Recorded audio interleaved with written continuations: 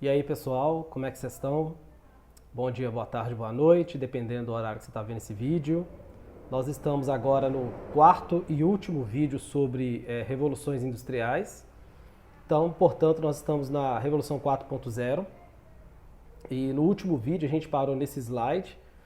A gente estava falando sobre como que a distância temporal entre as revoluções acabou sendo diminuída na medida que as técnicas e as tecnologias foram melhorando.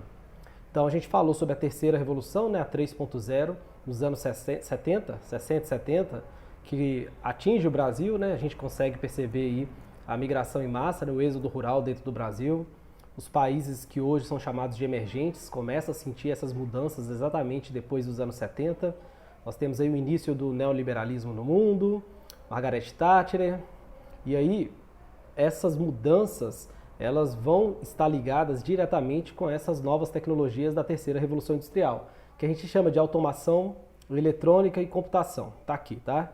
E aí, de 69, né, dos anos 70 aí, até os dias de hoje, eu vou computar aí mais ou menos 2010, colocar até 2010 porque a crise dos Estados Unidos de 2008 aí, a gente tem uma quebra aí, mas a gente já sentiu algumas mudanças que a gente chama hoje de quarta revolução industrial, mas que começou depois de 2006, 2007, principalmente, por algumas características que a gente vai tentar tratar hoje, tá? A gente vai ser mais sucinto, que a gente precisa fazer algumas reflexões sobre como que essas mudanças elas têm interferido diretamente no nosso modo de vida. E hoje, ao contrário do que eu fiz nos outros 3 vídeos, né, falando sobre a mudança de energia, a gente percebe que houve, desde a segunda revolução industrial, né, o petróleo continua sendo importante, né, a energia elétrica continua sendo importante, que é da segunda revolução industrial. Na terceira você tem a energia atômica, mas ela não vai estar tão ligada nesse novo paradigma, né, nessa nova quebra de paradigma, que não está tão ligada à energia. Ela vai estar ligada mais à inteligência artificial e de como que remotamente as coisas começam a funcionar, principalmente por causa da internet, tá?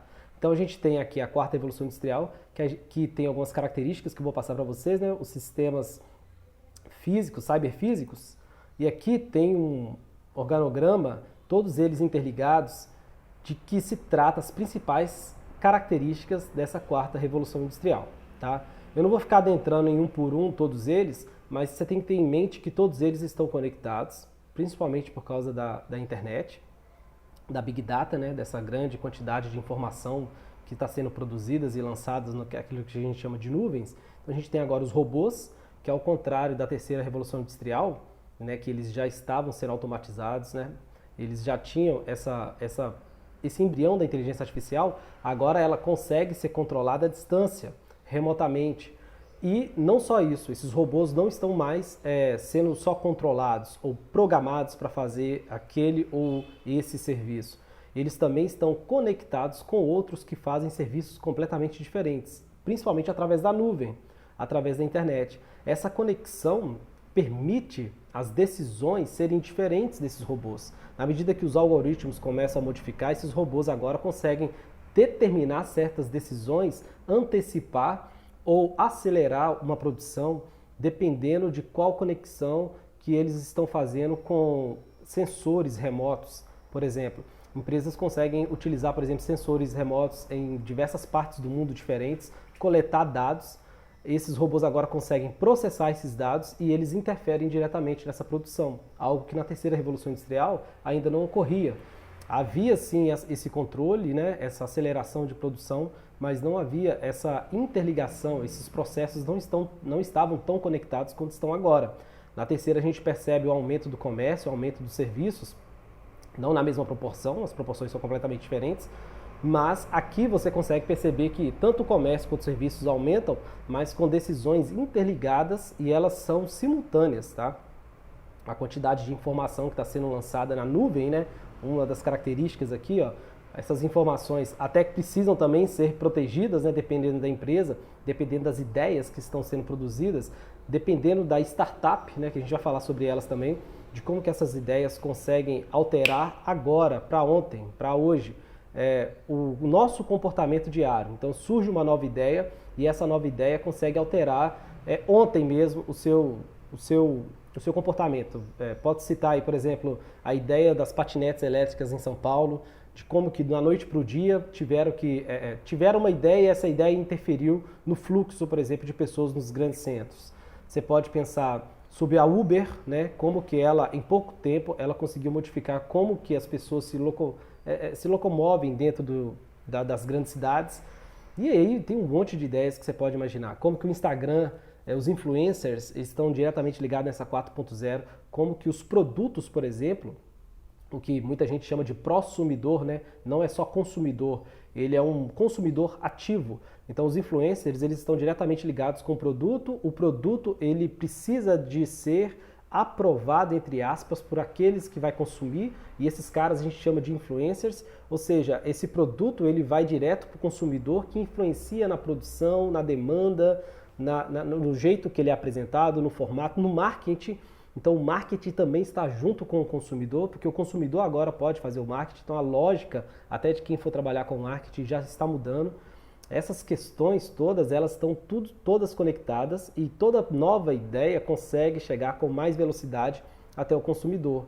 Ao contrário do que a gente percebia no passado, que é quando tinha uma empresa, ela tinha todo um processo para poder terminar no produto final e até chegar no consumidor. Mesmo com o toyotismo, que esse produto ele vai sendo produzido de acordo com a demanda, né? Ele não vai gerando estoque. Mas agora você tem uma outra ideia. Esses processos eles são pulados. Muitas dessas tecnologias elas nem passam por indústrias antigas ou indústrias que ainda usam Fordismo ou mesmo Taylorismo. Se for fazer uma comparação das indústrias da internet hoje, né, do poder da internet, dessas grandes empresas, Facebook, o Instagram, a Google mesmo, em bilhões de dólares, elas já estão equiparadas. Desde 2018 e 2019, os mesmos valores das gigantes, tanto do automobilismo, que é as principais, né, por causa do petróleo e porque no mundo inteiro elas conseguem vender, as indústrias da internet elas já bateram o mesmo número, né, de bilhões de dólares em valor e já está passando. A tendência é passar. E isso mostra de como que essa nova lógica de mercado ela vai interferir diretamente na produção. Falando de carro, por exemplo, o Tesla, né, o carro Tesla, ele é um híbrido dessas novas tecnologias. Ele não é só carro, né, ele não é só da indústria automobilística, mas ele é como se fosse um aplicativo ambulante. Todas as tecnologias possíveis que a gente consegue observar, que a gente costuma usar no dia a dia, ou até nem temos, né, ela está dentro do carro e ele praticamente anda sozinho se precisar. Mas a lógica, esse carro é exatamente isso, um ambiente físico sendo uma simbiose com esse ambiente tecnológico, da nuvem, né, da internet. Aí, nas simulações, como é que a simulação ela também está diretamente ligada, junto com realidade aumentada, que a gente já até percebe nas escolas, né, tem muitos livros que já trabalham com realidade aumentada, como é que isso pode interferir, não está interferindo tanto no processo de ensino, mas a gente já consegue projetar de como que esse processo vai modificar, como que essas mudanças elas estão sendo mais rápidas. E, por exemplo, turismo espacial, que onde as realidades aumentadas podem ser testadas, de como que você consegue fazer simulações para poder perceber ou projetar o nível de consumo, como que seria essa empresa fornecer esse produto para um determinado tipo de serviço, né? Por exemplo, turismo espacial, que é uma coisa maluca e que hoje já tem a SpaceX, né, que está construindo já as suas estações espaciais, não é nenhuma, exatamente para poder pensar nessas questões de como que umas lógicas que a gente não imaginava podem se tornar mercadológicas agora. A integração dos sistemas, por exemplo, você tem uma casa inteligente e quase todos os produtos da casa, um liquidificador, a geladeira, ele consegue, através de sensores, determinar a sua rotina e, através da sua rotina, determinar o funcionamento da casa. Quando que as luzes vão se ligar, economia de energia. A sua rotina, ela pode ser captada por sensores e isso ajuda a pré-definir certos comportamentos dos produtos, dos robôs.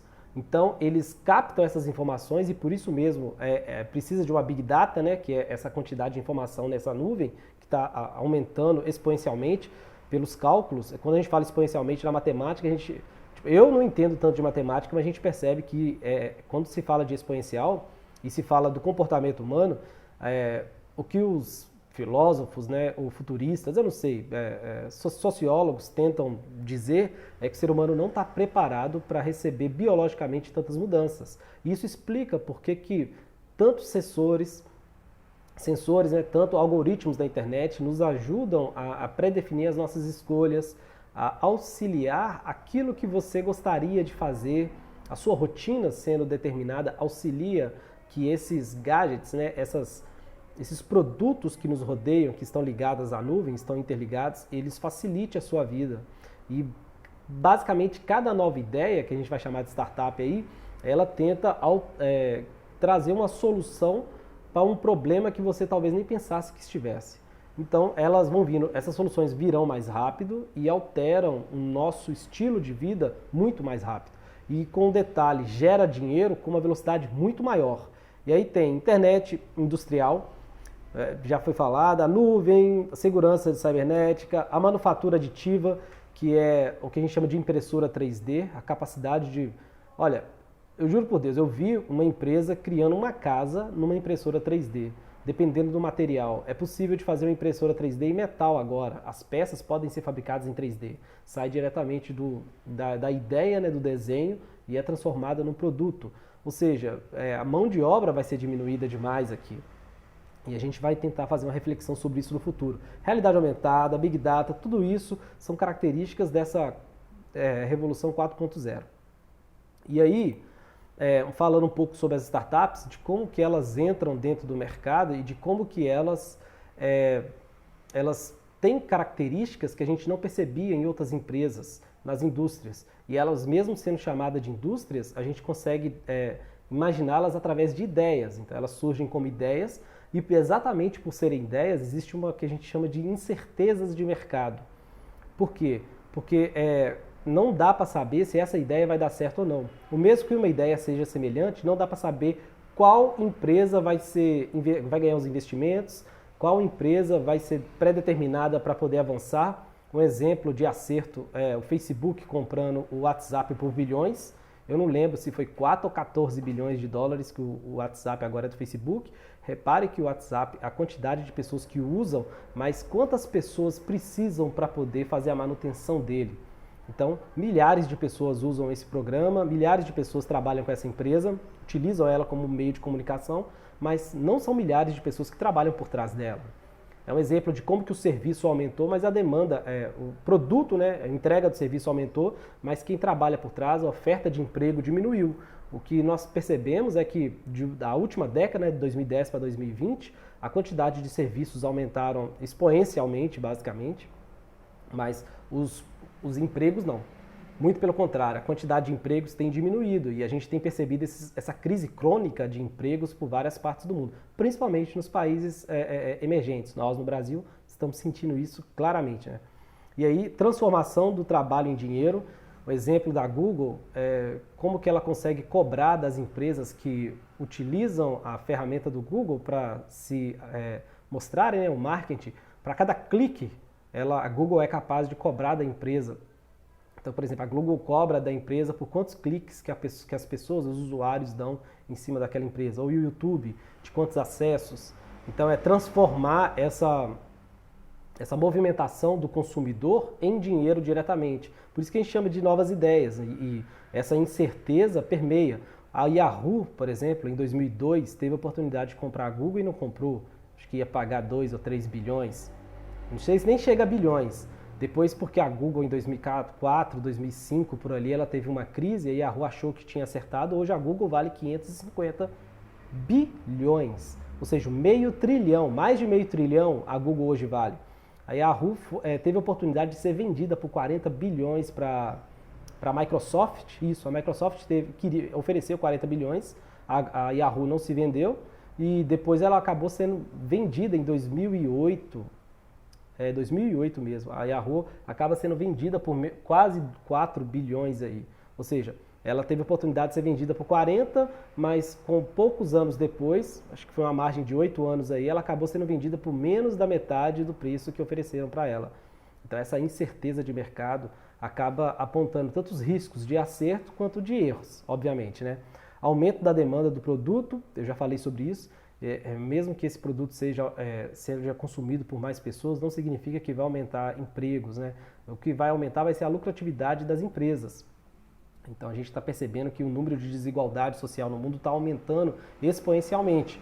No Brasil, a gente tem um exemplo, que em 2012 e 2013, quem fez isso foi a revista Forbes, se vocês quiserem dar uma olhada, a Forbes fala sobre isso, 2012, 2013 aí, eles fizeram um cálculo para saber quanto de dinheiro os bilionários brasileiros têm. Nós temos 205, 208 bilionários aí brasileiros, e eles tinham mais ou menos 350 bilhões, os bilionários brasileiros juntos. Então, mais de 10 anos, nós estamos em 2020, nem é 10 anos. Fizeram em 2019, né, esse cálculo novamente, esses mesmos bilionários, os mesmos bilionários, hoje, juntos no Brasil, eles têm 1 trilhão 205 bilhões. Eles passaram de 350 bilhões para 1 trilhão 205. Eles triplicaram a sua renda em pouco tempo, porque 6, 7 anos mais ou menos, eles conseguiram triplicar. E muitas das explicações para isso também tem a ver com essas novas ideias, né, de como que o dinheiro ele pode ser, o próprio dinheiro abastece o dinheiro. Essas pessoas pouco produzem, mas fazem com que o seu dinheiro renda mais dinheiro, que é uma lógica estranha até no capitalismo, porque o produto está baseado, o valor está mais baseado naquilo que é produzido, a riqueza que é produzida, né? A construção de alguma coisa, algo que é feito para a sociedade, mesmo os serviços, né? Você não construiu o carro, mas a Uber está fazendo ele funcionar de forma diferente. Mas o dinheiro fazer o dinheiro mesmo, eu ter o dinheiro e eu fazer do meu dinheiro gerar mais, ou seja, eu mesmo poder comprar as ações da minha empresa e transformar ela mais, deixar ela mais rica, é uma lógica que está crescendo e que depois do coronavírus nós vamos ver como é que vai funcionar, né? E por último aí, ó, falando sobre o aumento da demanda, escala de entrega do produto ilimitável, que isso é uma coisa interessante. Quando uma empresa quer lucrar, ela tem um produto, ela vende carros, vende celulares, né? Ela vai lucrar mais se ela vender mais celulares. Então, por exemplo, esse celular é X, sei lá, o iPhone X. Para ela lucrar mais, ela tem que fazer um outro celular iPhone X e vender mais. Então, é a replicação daquele produto, né? Tem que refazer aquele produto e vender mais. Quanto mais você vende aquele produto, então mais matéria-prima você tem que retirar da natureza, mais a empresa tem que trabalhar, os robôs têm que montar, então é algo físico. Essas startups, a gente está percebendo que ela pode vender o mesmo produto e ele não foi reproduzido, ele não foi produzido direito, de novo, novamente. Ele é replicável, sem precisar necessariamente de criar algum tipo de recurso. O serviço de streaming, por exemplo, que é a Netflix, por exemplo. Para cada pessoa que ela vende, repare que ela não produziu algo novo, apesar dela estar fazendo séries, mas eu assinei a Netflix hoje, você assinou a Netflix também, ela vendeu para você, vendeu para mim, mas ela não produziu algo novo. Pay-per-view, você pode vender o mesmo filme diversas vezes, ganhando dinheiro com a mesma coisa, você não adaptou o produto, você não personificou, você não regravou alguma coisa, na verdade só está oferecendo um produto, é o mesmo produto, e você vai lucrar com isso. Basicamente isso. E por último aí, eu trouxe algumas reflexões, reflexos e reflexões para poder pensar essas questões para a sociedade. Isso tem vários motivos. Eu vou tentar elencar, eu elenquei alguns aqui, a gente vai acompanhando um por um e a gente vai fazendo um comentário. O primeiro aqui, ó, aumenta-se a exigência na qualificação de mão de obra. Então assim, não basta você ser só formado numa área. Aliás, se você nem for formado, você já está lascado. A chance de você dar certo no mercado de trabalho hoje sem ter uma faculdade, a faculdade é o mínimo agora. Não adianta nem ter o terceiro ano do ensino médio. Você tem que ser qualificado em várias áreas. Um exemplo disso na quarentena é de como que o mundo está procurando soluções voltadas para essa 4.0 pela internet para conseguir sanar os diversos problemas. Ou nós, professores, vocês podem perceber que a gente não está preparado para gravar vídeos, a gente não é os blogueirinhos do Instagram, nós não temos aquela grande infraestrutura ou como é que fala? Molejo, né? Flexibilidade na fala para conversar, porque existe um estilo na internet para que isso seja feito. Isso já foi definido. Os que dão certo, os que não dão certo, existem pessoas que até ensinam como que vai dar vídeos na internet. Então, por exemplo, estou dando um exemplo disso porque a gente está sentindo na pele, porque nessa crise, o professor que conseguir ser mais flexível, ele consegue render mais. Então ele consegue observar, o mercado de trabalho vai observar isso. E a gente não está falando só de profissionais, professores, porque a gente imagina que essas profissões, né, médicos, professores, advogados, eles nunca vão desaparecer. Mas eu acho que não, acho que as coisas estão mudando ao ponto de que daqui a algum tempo, e não vai demorar muito, essas profissões que ainda são intocáveis, né, que ainda são extremamente necessárias para a sociedade, talvez a gente já está percebendo que está mudando, porque existem muitos youtubers que não são formados na área, mas fazem um ótimo trabalho. Né? O canal Nostalgia, por exemplo, apesar dele ter pessoas de história por trás, quem apresenta esse canal não é um historiador. Então, assim, eu estou dando um exemplo simples, bobo, de como que essas profissões, elas provavelmente serão revistas, e não vai demorar muito tempo, porque a gente está falando de revoluções que diminuíram a distância de tempo entre uma e a outra, a gente está na quarta, mas tem muitas pessoas pensando já na quinta revolução, nós estaremos vivos quando chegar a quinta revolução, se continuar nesse ritmo. Tá? Os afazeres cotidianos estão mais acelerados em velocidade e em quantidade. A gente percebe que a sociedade está mais doente, ela está mais preocupada, ela não está conseguindo absorver esses problemas. Então, antidepressivos, suicídios, problemas psicológicos, eles têm aumentado. O nome de síndromes estão aparecendo com mais frequência. Então a gente consegue perceber que, por exemplo, depressão, que era uma palavra, sei lá, dos anos 70 e 80, nem se conhecia direito, hoje já é comum uma pessoa perceber os sintomas da depressão e a gente tratar ela como uma doença, porque ela é uma doença, mas isso é um reflexo direto de como que o biológico humano não está preparado para tantas mudanças, né? A gente não consegue absorver. Isso explica também o surgimento de algoritmos ou de sensores para poder captar essas informações e adaptar para nós, seres humanos, né? Desafio não passa a ser obter informação, mas em selecionar e gerar um conhecimento novo. A quantidade de informação que nós temos, o acesso à informação, já não é mais o problema. Ou seja, a criança em casa, se ela quiser ter uma informação do livro tal, ela vai na internet, digita e tem a informação. A questão é gerar o conhecimento. Perceber que aquela informação se transformou em conhecimento. E é aí que entra o novo papel da escola. A gente está percebendo que a escola, o tipo de ensino também está mudando. E é preciso passar por essas mudanças, porque senão a gente não vai abarcar esse novo tipo de ser humano que está chegando. O desemprego, a gente já falou sobre isso, né, de como que esses serviços estão aumentando, mas não está aumentando a demanda de emprego. Individualização das nações, a gente está percebendo que no meio dessa pandemia, no meio desses problemas, as soluções estão sendo mais individualizadas, exatamente pela a noção capitalista, né?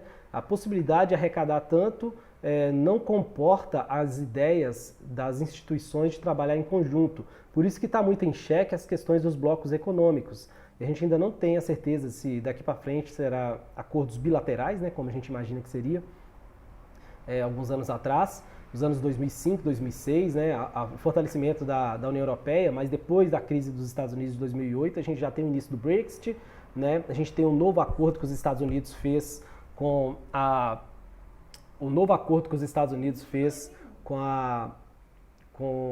o NAFTA, né, agora USMCA, se não me engano o novo nome. Então, reviu algumas coisas nesses acordos. A gente viu que a África ia fazer um grande bloco econômico, tem países que já estão dando para trás com isso, como que a China está trabalhando agora com o seu mercado. Então, essas noções de blocos econômicos estão retraindo. Então, esses problemas que são mundiais, que a gente pode falar, agora a gente está falando do coronavírus, mas a gente pode falar problemas ambientais, são problemas globais, que são soluções globais para poder conseguir solucioná-los, a gente não está tendo esse pensamento. Isso é perigosíssimo, eu vou falar o porquê. Os fatores humanos que influenciam nessas novas tecnologias, porque, por exemplo, quando teve a clonagem da ovelha Dolly, ela teve problemas sociais, né? Porque muitas religiões iam contra. Esses fatores humanos é muito importante para poder pensar. E por último, as instituições. Toda instituição mundial, ela parte do ponto dos problemas que já ocorreram, mas a tecnologia nova, ela está partindo do ponto do que virá. Então tem que se pensar como que certos problemas sociais que teremos no futuro tem que ser pensado globalmente agora, que seria uma forma de minimizar esses problemas, não apocalípticos que a gente está pensando, mas que já existem, né? Basicamente é isso, pessoal. Fica com um abraço. Se vocês tiverem dúvidas, no dia de tirar dúvidas, vocês vão receber. Vocês acessem, a gente vai estar ao vivo e aí a gente conversa mais sobre isso. Estou mandando exercício, é isso. Tchau.